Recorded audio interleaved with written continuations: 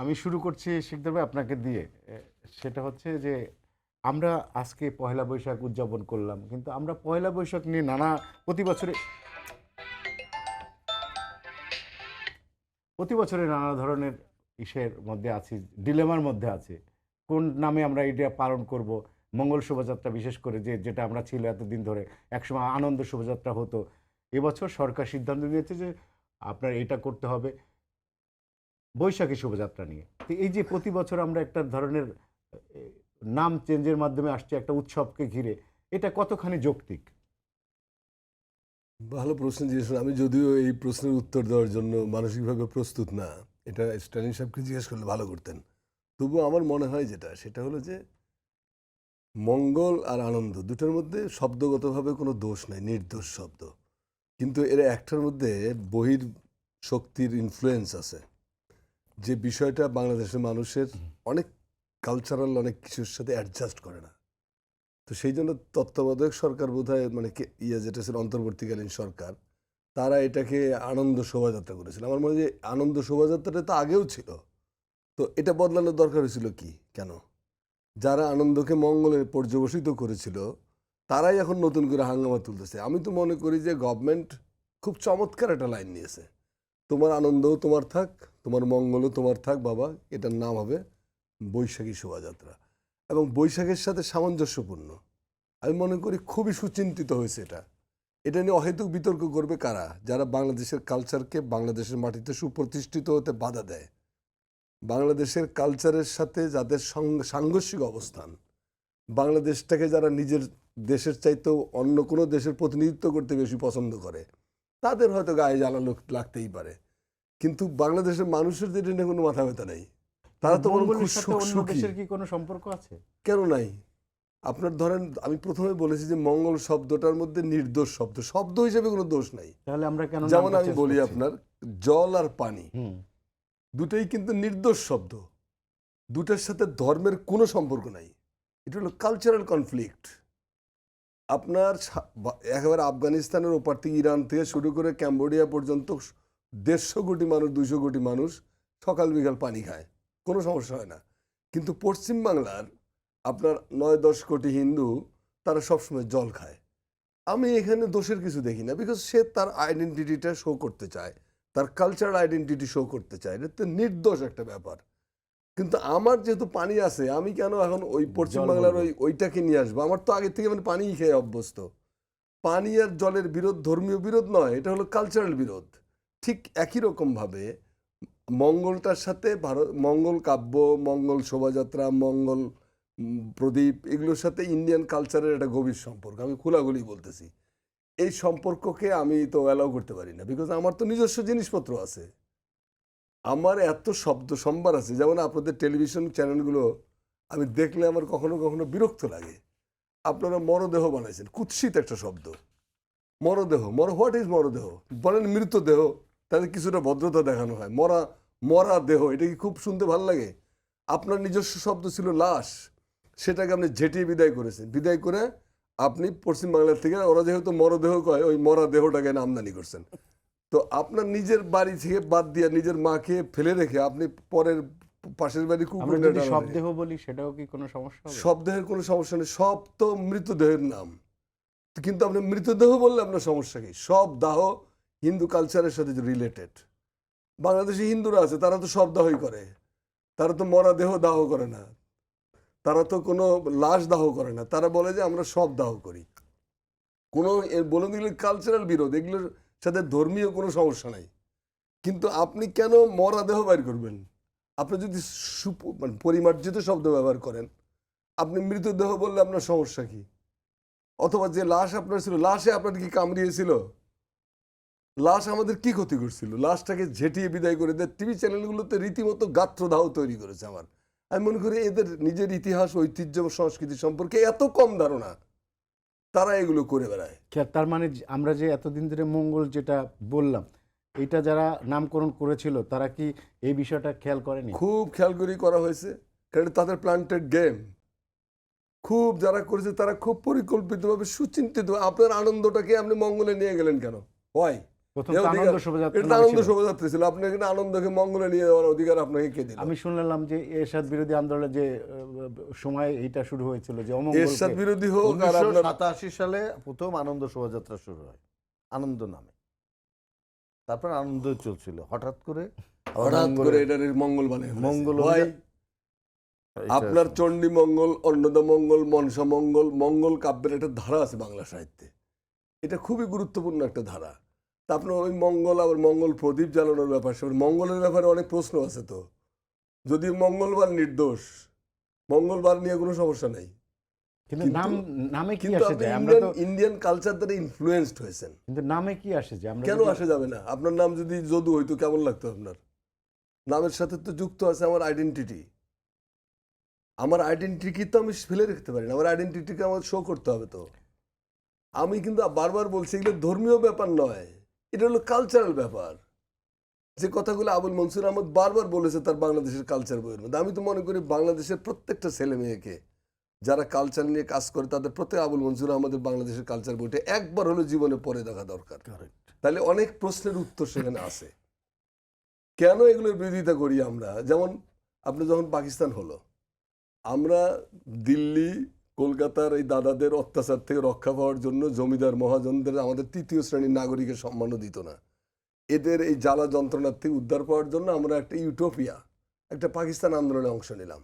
That was utopia, মানে ওটা একটা ড্রিমল্যান্ড। ওখানে গেলে আমাদের সব সমস্যার সমাধান হবে। কিন্তু পোহাইলে সর্বরী দেখা গেল এই ড্রিমল্যান্ড আসলে ফাঁপা। কারণ আমাকে তৃতীয় শ্রেণীর নাগরিক থেকে দ্বিতীয় শ্রেণীর নাগরিক উত্তীর্ণ হওয়ার সুযোগ দিয়েছে বটে, কিন্তু রাষ্ট্র পরিচালনার ভার আমাকে দেয় না, কর্তৃত্ব করার অধিকার আমাকে দেয় না। অনেক সমস্যা। তো আরেকটা কি দেখা গেল, ভাষা নিয়ে আঘাত করলো। আরেকটা কি, যে রবীন্দ্রনাথের বলয় থেকে বেরিয়ে আমরা নজরুলের পৃথিবীতে প্রত্যাবর্তন করতে চেয়েছিলাম, পাকিস্তান আমলে এইখানে রবীন্দ্রনাথকে মানে সরিয়ে দিয়ে ওখানে ইকবালকে চাপাই দেওয়া হয়েছে। মাঝখান থেকে নজরুল কিন্তু নাই, বুঝছেন? ইকবালের ব্যাপারে বাংলাদেশের মানুষের চর্চা আগে থেকেই করতো। বাংলাদেশের কিশোরগঞ্জ থেকে পত্রিকা বেরোতো আখতার, এই আখতার পত্রিকায় ইকবাল রেগুলার লেখা লিখতেন। তো ইকবালের ব্যাপারে আমাদের কোনো বিদ্বেষ ছিল না, কিন্তু পাকিস্তানিরা যেটা করলো, যেটা এখন আমাদের দেশে ইন্ডিয়ানরা করে একই কেস, সেটা হলো যে আপনার নাক দিয়ে চোখ দিয়ে মুখ দিয়ে খালি ইকবাল ঢুকাবে। তো পরে রিয়াকশন হয়েছে। তো আপনি ভাষার উপর আঘাত করেছেন, সেখান থেকে তো মনান্তর থেকে মানে মতান্তর থেকে মনান্তর হয়ে গেল। তারপরে আসলেন আপনি এই যন্ত্রণায় ইকবাল আপনি খাওয়াচ্ছেন, গোগ্রাসে গেলাচ্ছেন আমাকে। আমার আমার নিজের মাটি, আমার সয়েল, আমার মানুষ, আমার সাহিত্য, আমার কালচার কোথায় গেল? সংঘর্ষ শুরু হয়ে গেল 60-এর দশকে। আমাদের তৎকালীন বামপন্থীরা যেটা করলো সেটা হলো যে ওই ইকবালকে শিফট করে ওখানে আবার রবীন্দ্রনাথ সেট করে দিছে। নজরুলের কিন্তু বাড়ি হলো না কোথাও। পূর্ব বাংলার সাহিত্য, পূর্ব বাংলার কালচার কখনোই নিজের মাটিতে দাঁড়ানোর সুযোগ পেল না। এই রেস চলতেই থাকলো যতক্ষণ পর্যন্ত না একটা জিয়াউর রহমানের আবির্ভাব হয়েছে। এই ধাক্কি চলছে। আচ্ছা, আমি একটু রেজান্দুল হ্যাঁ, স্টাইলকে শুনে আসতে চাই। সেটা হচ্ছে স্টাইল ভাই, সেটা হচ্ছে যে আমরা দেখছি যে দেশে মব কালচার এখনো রয়ে গেছে। আপনার পুলিশের তথ্য মতে 15 মাসে বাউল গান এবং এই ধরনের অনুষ্ঠান করতে যে 135টি বাধার মতো ঘটনা ঘটেছে এবং উগ্রবাদীরা কয়েকজনকে হত্যাও করেছে। এই যে এটা কেন, মানে এই টলারেন্সটা কেন নাই মানে শিল্প সাহিত্যিকদের মধ্যে এবং যারা এইটা কেন আসছে? না, এটা তো লালন শিল্পীদের একটা ঘটনা ঘটেছে লালনের শিল্পীদের ক্ষেত্রে। তা আমি মনে করি লালন তো খুব একজন অসাম্প্রদায়িক মানুষ ছিলেন। তিনি কিন্তু যে কোনো ধর্মীয় গোড়ামির বিরুদ্ধে কথা বলেছেন, সেটা সনাতন ধর্ম হোক, ইসলাম ধর্ম হোক। এবং ওই সময়ে তিনি যে প্রশ্নগুলো উত্থাপন করেছিলেন, মানে সেই প্রশ্নগুলো এখন আমরা করতে পারি না। তো লালন আমাদের একটা শিক্ষা দেয়। আমাদের এই বঙ্গেই তার জন্ম এবং তিনি তার গানের ভেতর দিয়ে সমাজ সংস্কারকের কাজ করেছিলেন। সাম্প্রতিক সময়ে আমরা একটা উগ্র মৌলবাদী শক্তির উত্থান লক্ষ্য করি, যারা অসাম্প্রদায়িক চিন্তাকে মানে বাধাগ্রস্ত করছে। সেক্ষেত্রে আমাদের দেশের আউল বাউল শিল্পী যারা আছেন, যারা মরমী, তাদের বিরুদ্ধে তারা কিছুটা মব তৈরি করার চেষ্টা করেছে, কিন্তু সাধারণ মানুষ, আমি লক্ষ্য করেছি যে সাধারণ মানুষ এটা পছন্দ করেনি এবং আপনি দেখবেন যে সাধারণ মানুষ এটা প্রতিহত করেছে। এবং আমাদের সরকার এবং রাষ্ট্রও চায় না যে এই ধরনের শিল্পী, আসলে বাউল শিল্পীরা কিন্তু অতটা হিংস্র না, তারা যথেষ্ট পরিমাণে খুব দরদি, মানব দরদি, এবং তারা কোনো হাঙ্গামার মধ্যে যায় না। তো তাদের উপরে আক্রমণ সাধারণ মানুষ কিন্তু খুব ভালোভাবে নেয়নি, রাষ্ট্র নেয়নি, সরকারও নেয়নি, এবং যারা সচেতন প্রগতিশীল বুদ্ধিজীবী তারাও কিন্তু সেটা নেয়নি। সুতরাং যে মব কালচার করার চেষ্টা করেছে সেটা প্রতিহত করেছে জনগণ, ভবিষ্যতেও করতে থাকবে। সমাজে অনেকগুলো ধারা থাকে, রাজনৈতিক সংস্কৃতির একটা গতি থাকে, সেই গতিকে প্রতিহত করার জন্য একটা প্রতিক্রিয়াশীল শক্তি কিন্তু সবসময় থাকে। আমরা সবসময় দেখছি আমাদের এই জীবদ্দশাতে আমরা দেখি এই প্রতিক্রিয়াশীল শক্তি পরাজিত হয় সাধারণ মানুষের যে আকাঙ্ক্ষা, সাধারণ মানুষের যে স্বপ্ন, তাদের যে সংগ্রাম তার কাছে। এবং আপনি লক্ষ্য করবেন যে আমাদের 52-এর ভাষা আন্দোলনের অনেকে কিন্তু উর্দুকে গ্রহণ করতে চেয়েছিল রাষ্ট্রভাষা হিসাবে, কিন্তু আপামর মানুষ বাংলাকেই তাদের রাষ্ট্রভাষা হিসেবে নিয়েছিল বলে 52-এর ভাষা আন্দোলন সফল হয়েছিল এবং আমরা বাংলা ভাষাকে পেয়েছি। পরবর্তীকালে স্বাধীনতা সংগ্রাম, সেখানেও কিন্তু রাজাকার ছিল ছিল কিন্তু তারা তো পারেনি কারণ সংখ্যাগরিষ্ঠ মানুষ চেয়েছে স্বাধীনতা।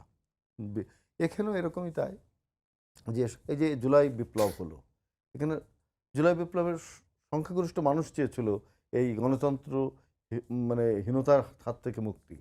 সেই রাজনৈতিক সংস্কৃতিতে আমরা জনগণের প্রতি আস্থাশীল, আমরা বিশ্বাস করি যে দেশে যে কোনো ধরনের উগ্রবাদিতা এবং সংস্কৃতির বিরুদ্ধে, প্রগতিশীল সংস্কৃতির বিরুদ্ধে, জনগণের সংস্কৃতির বিরুদ্ধে যারা কথা বলবে তারা কোনোদিনই টিকতে পারবে না।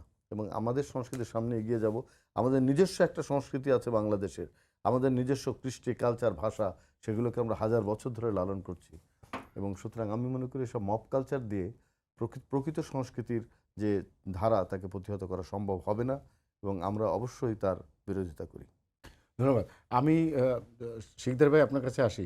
এই যে ফরহাদ মজার একটা কথা বলেছেন, উনি বলেছেন যে নববর্ষ এখন বাজারমুখী উৎসবে পরিণত হয়েছে এবং এটার উপনিবেশিক একটা কালচার। এটা অবশ্যই আমি তো তাই মনে করি। যে পান্তা ইলিশ আপনি খাচ্ছেন বা আপনি যেভাবে মিছিল করতেছেন, এই শোভাযাত্রা করতেছেন, এটা করতেছেন, সেটা করতেছেন, এগুলোর সাথে বাংলাদেশের সংখ্যাগরিষ্ঠ মানুষের কোনো সম্পর্ক আছে? এটা তো বিত্তবানদের উৎসবের ক্ষেত্র, মানে মিডল ক্লাস, আপার middle class, so call elite. এটার সাথে সাধারণ মানুষের কি সম্পর্ক? গ্রামের কৃষক পান্তাবাদ দিয়ে ইলিশ খায়, দেখছেন কোথাও? আমরা তো গ্রামের মানুষ, আমি তো কোথাও দেখিনি। এগুলো হলো নাগরিক আরবানাইজেশন হয়েছে এগুলোর। এবং এটাকে আপনার দেখবেন দোকানগুলো, ফ্যাশন শপগুলো, নানান ধরনের পাঞ্জাবি বৈশাখী অফার, বৈশাখী অমুক, ইভেন মোবাইল কোম্পানিগুলো বৈশাখী অফার। তো বৈশাখের আবেগকে পুঁজি করে আপনি আপনার পণ্যটা গছানোর জন্য কাজ করতেছেন। এটা তো পণ্য বানানো হয়েছে। আমি তো মনে করি এটাকে পণ্য বানানো হয়েছে। এটার সাথে আত্মার সম্পর্ক যতটা না আছে পাবলিকের, তার সাথে বণিকরা, বেনিয়ারা এটাকে আরো বেশি করে বাজারমুখী করে ফেলছে। ফলে এখানে সত্যিকার অর্থে বাংলাদেশকে খুঁজে পাওয়া খুব ডিফিকাল্ট। কারণ এখানে অন্য অন্য অনেক ব্যাপার আছে, এখানে লাভ লোকসানের ব্যাপার আছে, ক্ষয়ক্ষতির ব্যাপার আছে। আমার মনে হয় এগুলো বেফজুল আলাপ। আমি বলি যে আমাদের যে এই যে ধরেন পয়লা বৈশাখটা হলো আজকে, আপনি বলেন যতগুলো চ্যানেল, যতগুলো পত্রিকা আছে আমাদের দেশে, কেউ কি এই বাংলা সনের প্রতিষ্ঠাতাদের নিয়ে একটা শব্দ ব্যবহার করছে? মিছিলে যে সকালবেলা শোভাযাত্রা দেখলাম, কোথাও আছে যে বাংলা সনকে প্রবর্তন করছিল, কিভাবে প্রবর্তিত হয়েছিল তার একটা প্রতিকৃতি, তার একটা ছবি দেখছেন? দেখেন নাই। আপনার সম্রাট আকবরের নির্দেশে আমির ফতেউল্লাহ খান সিরাজি, যিনি সেই সময়কার সাবকন্টিনেন্টের সবচেয়ে বড় জ্যোতির্বিজ্ঞানী এবং গণিতবিদ ছিলেন, যার সম্পর্কে আবুল ফজল বলেছে যে কোনো কারণে যদি ভারতবর্ষের প্রত্নতাত্ত্বিক সম্পদগুলো বিনষ্ট হয়ে যায় এবং যদি সিরাজি সাহেব জীবিত থাকেন, তাহলে তিনি এটাকে নিখুঁতভাবে আবার তৈরি করতে পারবেন। এইরকম মেধাবী মানুষ তাকে দিলেন। তার নাম আছে আপনার সম্রাট শাহজাহান, যিনি দ্বিতীয়বার সংস্কার করছিলেন বাংলা পঞ্জি, বর্ষপঞ্জি, তার নাম কেউ উচ্চারণ করেছে? তারপরে আপনার 1966 সালের আপনার ডক্টর মোহাম্মদ শহীদুল্লাহ, যে পঞ্জিকাটা আমরা এখন ইউজ করি, এটা ডক্টর শহীদুল্লাহ সংস্কার করা। তো সেই ডক্টর শহীদুল্লাহর কবরে একটা ফুল কি দিতে গেছে কেউ? তাহলে আপনার পুরোটাই হলো লোক দেখানো। এর ভিতরে ডিপলি যদি আপনি তাকান, আপনি দেখবেন যে এর রুটের মধ্যে ফাঁপা একটা ব্যাপার রয়ে গেছে, বিশাল একটা গ্যাপ তৈরি হয়ে আছে। তো এগুলোকে অ্যাড্রেস করবেন না? এগুলোকে তো অ্যাড্রেস করতে হবে। বাংলা সন আমরা যতই বলি না কেন যে বাংলা সনটা আমার আবেগের জায়গা, এটা ঠিক, আমার আবেগের জায়গা এখন, কারণ এটা আমরা অ্যাকসেপ্ট করেছি। কিন্তু এটার সাথে রাজনীতি এবং অর্থনীতির ব্যাপার জড়িত।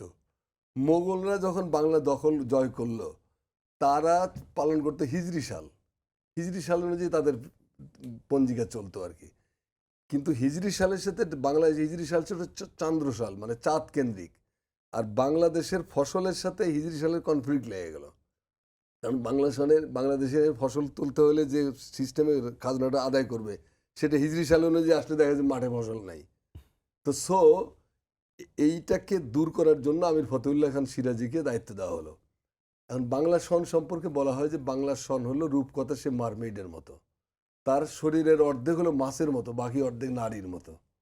তো বাংলা সনও তাই। বাংলা সনের আপনার ভিত্তিটা হলো হিজরি সাল 943, আপনার 63 হিজড়ির থেকে ধরা হয় বাংলা সনকে, 963 হিজড়ি। তো 963 হিজড়ির থেকে ধরলে বাংলা সনও 963 থেকে। তো আপনার তাহলে হিজড়ির সালটা হলো ভিত্তি, যেমন হিজড়ির মহরম মাস, বাংলায় হলো বৈশাখ মাস, একই রকমের অ্যাটমসফিয়ার থাকে, সেটার সাথে মিল রেখে করা হলো। তারপরে কি, কিন্তু এর সৌর সন করতে গিয়ে, মানে সূর্যকেন্দ্রিক সন করতে গিয়ে এটাকে শকাব্দের সঙ্গে সম্পর্ক করে দেওয়া হলো। ফলে হিজড়ির এর মা যদি হিজড়ি হয়, তাহলে এর বহিরাঙ্গের অর্ধেক হলো আপনার ওই মারমেইডের মতো, অর্ধেক হলো শকাব্দ, অর্ধেক হলো হিজড়ি সাল। এই যে একটা অদ্ভুত নতুন সনের তৈরি হলো, সেই সনটা তখন, যেমন আমাদের পয়লা বৈশাখ আমরা পালন করি, পয়লা বৈশাখটা তো সম্রাট আকবরের নির্দেশে পালিত হয়েছিল। তিনি নওরোজই ফার্সি ক্যালেন্ডারের নওরোজ উৎসবের সাথে মিল রেখে বললেন যে প্রজারা চৈত্র সংক্রান্তি অর্থাৎ চৈত্র মাসের শেষ দিনে খাজনা ট্যাক্স যা আছে সব দিয়ে দেবে, খাজনা ট্যাক্স আর ফাঁকা থাকবে না, পরের দিন ফেস্টিভ্যাল করবে। এই চৈত্র সংক্রান্তি এবং পয়লা বৈশাখ দুটাই সম্রাট আকবরের নির্দেশে শুরু হয়েছে। তা আজকে আমরা যে সারাদিন করলাম, সম্রাট আকবরের নাম কেউ নিয়েছে? কেউ তো নেয়নি। তাহলে আমরা কোন দিকে যাচ্ছি? আপনি আপনার রুটের তাকাবেন না, আপনি বাইরের বহিরাঙ্গ নিয়ে মানে বৈশাখের জামা কাপড় বিক্রি করে আপনি কিছু পয়সা কর্পোরেট একটা কর্পোরেট কালচার বানায় ফেলতেছেন আপনি। এর সাথে জনগণের কি সম্পর্ক? জিটাল ভাই, সেটা হচ্ছে যে আমাদের সব কিছু ইংরেজি ক্যালেন্ডার অনুযায়ী, ইভেন আমাদের বাজেটও হয় ইংরেজি ক্যালেন্ডার অনুযায়ী আমাদের।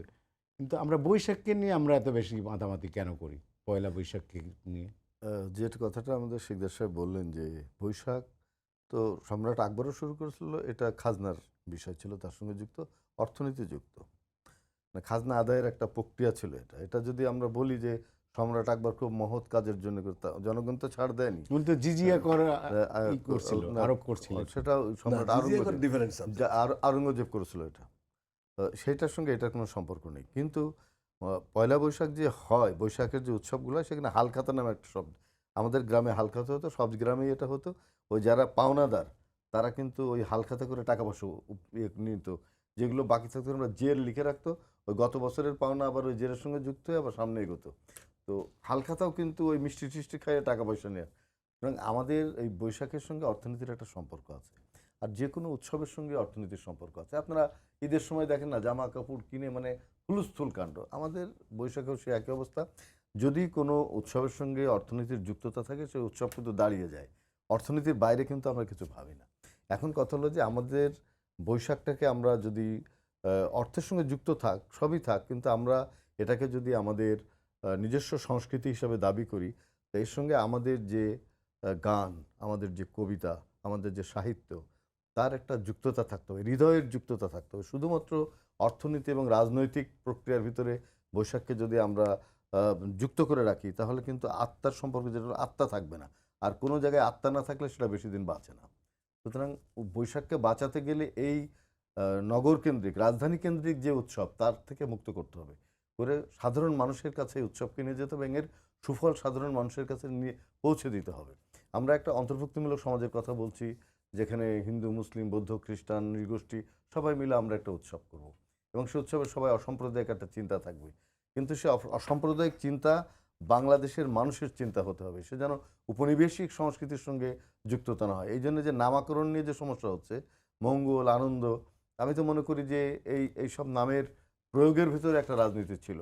তো সাম্প্রতিককালে এই সময়ে আমাদের ঢাকা বিশ্ববিদ্যালয় আমাদের চারুকলা ইনস্টিটিউট এবং আমাদের সংস্কৃতি বিষয়ক মন্ত্রণালয় সবাই মিলে চিন্তা করে দেখেছে যে এটা সিগনিফাই করার মতো একটা নাম দরকার, যে নামটা বৈশাখকে সিগনিফাই করতে পারে। তার বৈশিষ্ট্য আছে, বৈশিষ্ট্যের সঙ্গে যুক্ত করে এই নামটা রাখতে হবে। সুতরাং বৈশাখী শোভাযাত্রা হলে এর নামটা দাঁড়ায় এবং আমি বিশ্বাস করি যে এর নামটা দাঁড়িয়ে যাবে। এর বিরুদ্ধে কিন্তু কেউ কোনো কথা বলতে পারছে না, আর বললেও সেটা ধোপে টিকবে না। কারণ বৈশাখী শোভাযাত্রা হলে আমরা বুঝবো যে বৈশাখী শোভাযাত্রা। আপনি মঙ্গল দিয়ে কিন্তু বৈশাখী শোভাযাত্রার বৈশিষ্ট্য আপনি ঠিক করতে পারবেন না, আনন্দ দিয়েও পারবেন না, এই জন্য নাম দুটো টেকেনি। কিন্তু আমি বিশ্বাস করি যে বৈশাখী শোভাযাত্রা এই নামকরণটা যথেষ্ট পরিমাণে ঠিক আছে এবং এটা মানুষ গ্রহণ করেছে। আজকে সাধারণ মানুষের যে স্বতঃস্ফূর্ত অংশগ্রহণ ছিল, আমি নিজে ছিলাম, এবং আজকে ঢাকা শহরে মানুষ নির্ভয় নিরাপদে যে মেলা বৈশাখ উদযাপন করেছে, সেটা কিন্তু মানুষের তো যাওয়ার কোনো জায়গা নেই, এখন আর সিনেমা দেখে না, সিনেমা হল নাই, কোথাও নাই, বিনোদনের কোনো জায়গা নেই। মানুষ ঝাঁপিয়ে পড়েছে, মানে সমস্ত দেশ তারা মেলায় যাচ্ছে, তারা মানে সন্তান সন্ততি নিয়ে একটু মুক্ত বাতাসে ঘোরার চেষ্টা করছে। সেটা কিন্তু আমাদের জন্য খুবই ভালো। তবে আমি মনে করব শুধুমাত্র রাজধানী কেন্দ্রিক না হয়ে ইলিশ পান্তার যে গল্প তৈরি করা হচ্ছে, যে নতুন সেই ন্যারেটিভের বাইরে গিয়ে সাধারণ মানুষ এর কাছে নিয়ে যেতে হবে। সাধারণ মানুষ গ্রামে কিন্তু এই ভর্তা, তারপরে এইসব দিয়ে পান্তা ভাত খায়। আমার একটা গল্প মনে আছে যে খুব কষ্ট করে গ্রামে মানুষ ইলিশ মাছ কিনতো, তখন কিন্তু মানুষের সংকট ছিল। এখন তো 2,500-3,000 টাকা ইলিশ পাচার হয়ে যায়। তো সেই মানুষ অনেক কষ্ট করে, একজন ডাক পিয়ন ছিল, তার নাম ছিল ট্যাংরা ডাক নাম। তো সে একটা ইলিশ মাছ কিনেছিল 5 টাকা দিয়ে, তো একটা বড় ইলিশ। সে যাচ্ছে, গ্রামের সবাই জিজ্ঞেস করে কত নিল, মানে 5 কিলোমিটার তার বাড়ি, সে আস্তে আস্তে শত শত লোক জিজ্ঞেস করতেছে কত নিল, সে রাগ করে ইলিশ মাছ ফেলে দিয়েছে। সে ইলিশ মাছই বাসায় নিব না, একটা রাগী লোক ছিল। তো একটা ইলিশ কিনলে তখন কিন্তু দেখেন যে সবাই জিজ্ঞেস করতো ভাই কত নিল মাছটা। সুতরাং ইলিশের প্রতি মানুষের একটা দুর্বলতা বাংলাদেশের মানুষের আছে। সুতরাং আমি মনে করি ইলিশকে মানুষের কাছাকাছি নিয়ে যদি আমরা যেতে পারি, তাইলে এই পান্তা ইলিশ জমবে, নাহলে কিন্তু জমবে না। Thank you. আচ্ছা শ্রীধর ভাই, এই শোভাযাত্রা নিয়ে, পয়লা বৈশাখ নিয়ে গত 1 দশক ধরে আমরা দেখছি এটা নিয়ে রাজনৈতিক বিতর্ক হচ্ছে, আর এর আগে তো কখনো এরকম বিতর্ক দেখিনি। আপনার কোন বিষয় নিয়ে আপনার দেশে বিতর্ক হয় নাই? একটা বিষয়ের নাম বলেন। প্রফেসর ইউনূসের মতো একটা পার্সোনালিটি, তার দোষ ত্রুটি অন্তর্বর্তীকালীন সরকার চালাতে গিয়ে তিনি এনজিও আবিজাবি এনে কিছুটা নিজেকে ড্যামেজ করেছেন, কিন্তু as a personality all over the world তার হাইটের একটা পার্সোনালিটি আমরা জন্ম দিতে পেরেছি। তো তাকে জেলে মানে জেলে যেতে গেলে বাকি ছিল মোটামুটি অমর্ত্য সেনকে হায়ার করে নিয়ে এসে বাংলা একাডেমিতে শেখ হাসিনা পাশে বসিয়ে হা হা করে হাসতেছে, ইউনুসের প্যারালাল দাঁড় করানোর চেষ্টা করি। আর ওটা করতেছে, মানে তাকে দিয়ে উদ্বোধন করে তার পাশে নিয়ে বীরত্ব নিচ্ছে আর কি। আর সেই সময় আপনার নোবেল লরিয়েটরা আদালতের বারান্দায় বারান্দায় ঘুরতেছে। কি আপনি ভাবা যায় একবার 25-30টা মামলা লাগাই দিয়েছেন। তো এই তো আমরা কোন বিষয়ে বিতর্ক করিনি? আমাদের রাজনীতি নেতাদের মধ্যে তাকায় দেখেন, প্রত্যেকের ব্যাপারে বিতর্ক তৈরি করা হয়েছে। কোনো আমাদের চোখের সামনে আইকনগুলো যাতে না থাকে তার জন্য যা যা করা দরকার সব করা হয়। কিন্তু আমরা দেখছি আইকন ডিস্ট্রয় করো, ছেলেমেয়েদের সামনে কোনো উদাহরণ থাকবে না। রাজনৈতিক মোটিভ এই শোভাযাত্রা আমরা দেখছি, যে কারণে বিতর্ক আরো বেশি বেড়েছে। যেমন বেগম জিয়াকে অনেক সময় মোটিভ হিসেবে তুলে ধরা হয়েছে এই পয়লা বৈশাখের শোভাযাত্রায়, আগুন সন্ত্রাস হিসেবে অনেক। এই অপকর্মগুলো কারা করেছে? এই অপকর্মের ফ্যাসিবাদের দালালরা বা দোসররাই তো করেছে। তো ফ্যাসিবাদের দোসররা রাজনীতির মঞ্চ থেকে উৎখাত হয়েছে, কিন্তু মাঠে তো রয়ে গেছে। কালচারাল ফিল্ড তো গিজ গিজ করতেছে ফ্যাসিবাদের দালাল দিয়া, গিজ গিজ করতেছে। তারা এগুলো বাজে তর্ক তুলে নিয়ে আসে। সবচেয়ে বড় কথা, এই দেশের সংস্কৃতি যখনই আমরা তুলে ধরতে চেষ্টা করেছি, কবি সাহিত্যিকরা, সেই সময় কিন্তু একটা উপনিবেশিক মানসিকতার যে সমস্ত লড়াকু সৈনিকেরা এখানে আছে, তারা কিন্তু আমাদেরকে মানে সরিয়ে দেওয়ার চেষ্টা করেছে দৃশ্যপট থেকে। আপনার একটা কথা আছে যে কুকুরটিকে একটি খারাপ নাম দাও, তারপরে তাকে হত্যা করো, তারপর তাকে হত্যা করো। আমাদের দেশে হলো তাই, একটা ট্যাগ লাগাই দিল আপনাকে, ট্যাগ লাগাইতে আপনার বিরুদ্ধে প্রোপাগান্ডা শুরু করলো। তো কিছু লোক হইতেও পারে, মানে একটা সন্দেহ ঢুকাই দাও মনের মধ্যে, মানে ওই যে আছে না, ওই যে গোয়েবলসের সেই থিওরির মতো। হ্যাঁ। তো এই কাজটা বাংলাদেশে খুব ভালোভাবে হয়। আপনি বলেন যে একটা জিনিস আছে আমাদের দেশে যে প্রগতিশীল, প্রগতিশীল বলতে কাদেরকে মিন করা হয়? বাংলাদেশের এই যে সোকল্ড আপনার প্রো ইন্ডিয়ান বামরা বাংলাদেশের, এরা প্রগতিশীল বলতে রবীন্দ্রনাথকে বোঝে। Rabindranath is symbol of প্রগতিশীলতা।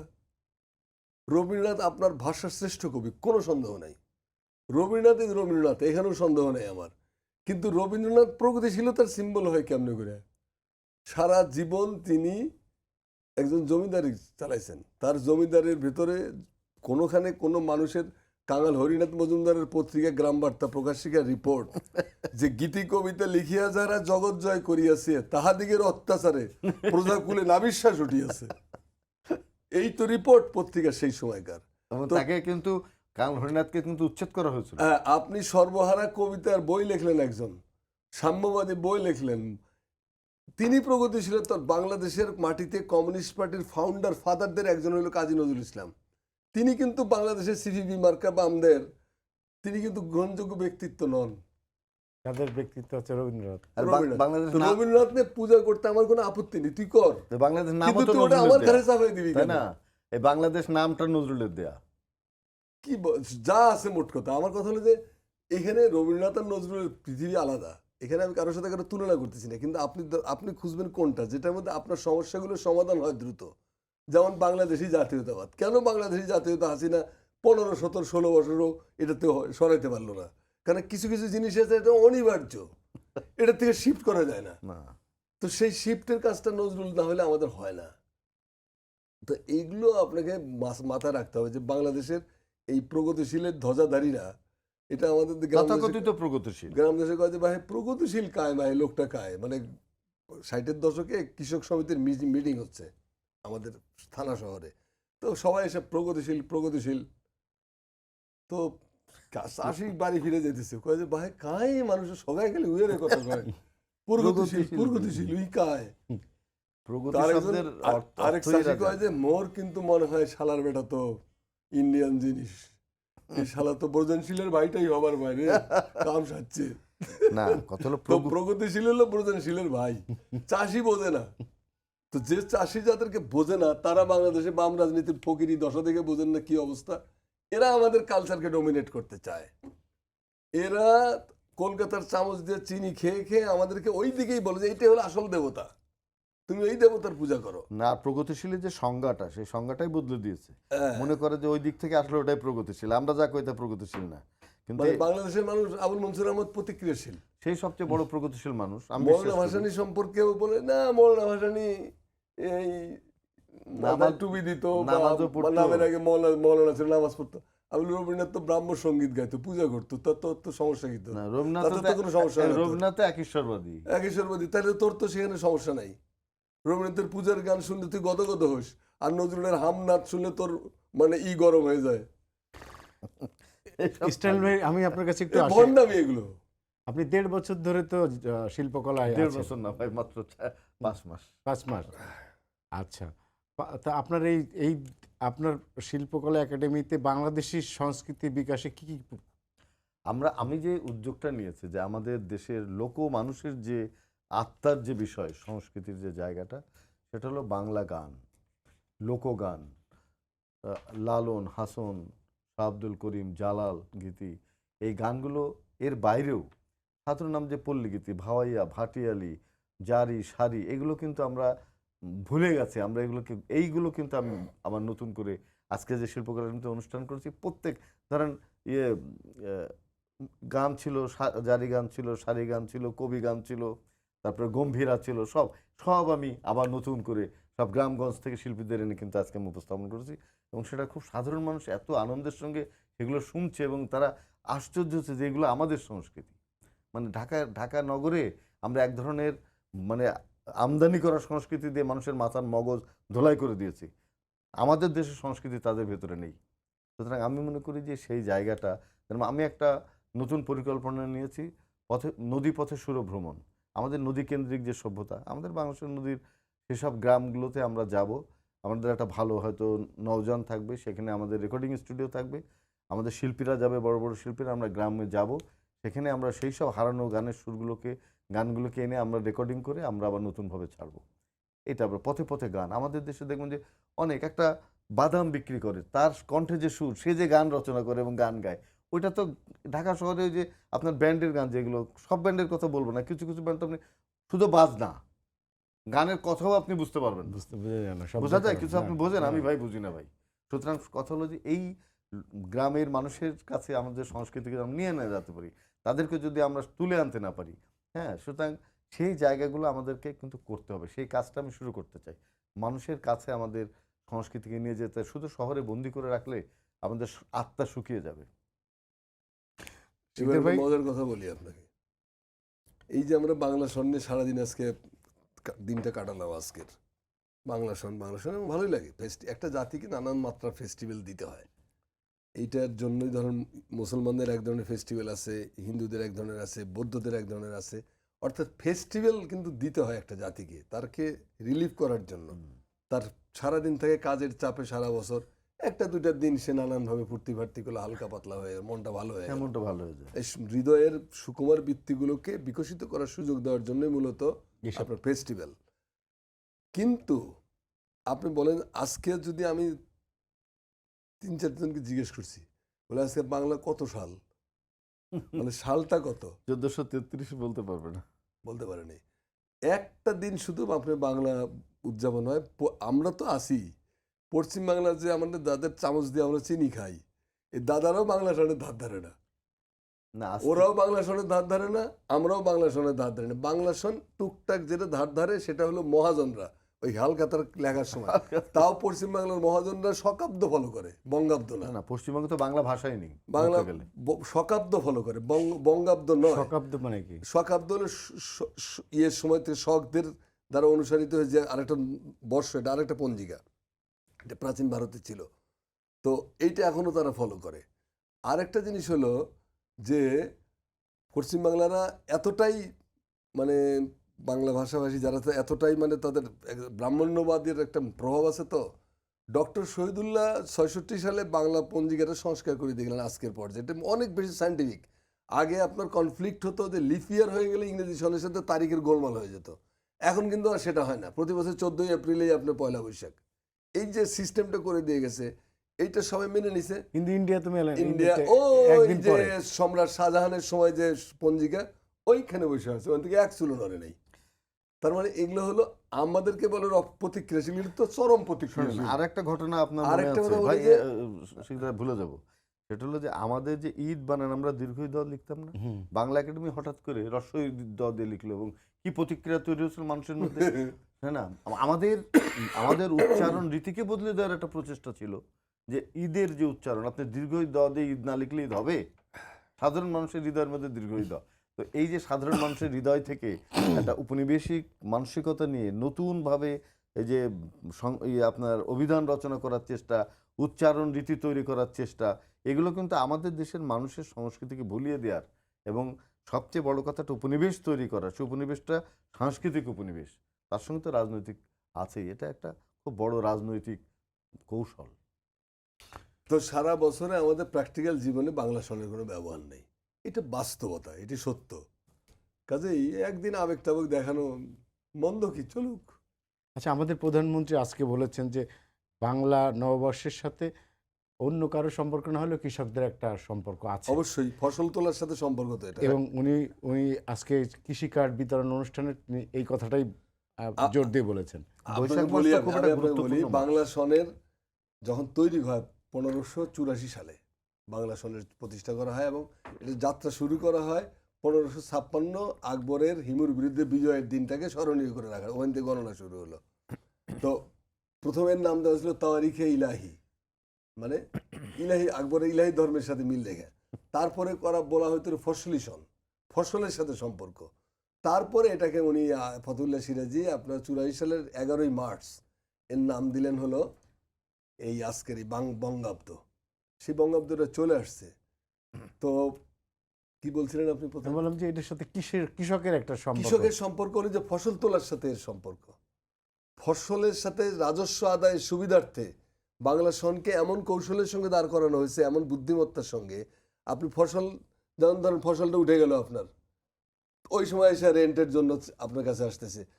যেমন চৈত্র মাসে সারা বছর আপনি মাসটা আপনি আপনার প্রাচীন ইয়াগুলো, পুরনো তামাদি যেগুলো আছে সেই ইগুলো শোধ করবেন, খাজনা, ট্যাক্স, আবি যা আছে। আর পয়লা তারিখে, বৈশাখের 1ম তারিখ, এখান থেকে আপনি শুরু করবেন হলো আপনার হাল খাতা বা শুভযাত্রারম্ভ হলো, নতুন খাতায় আপনার নাম উঠলো, সরকারের রাজস্ব খাতায় আপনি ক্লিয়ার থেকে গেলেন। অর্থাৎ ফসল তোলার সাথে সম্পর্ক বলে বাংলা সনকে এখনো কিন্তু ফসলি সন বলা হয়। কাজে এটা কৃষকের সাথে এখানে অষ্টাঙ্গে জড়িত।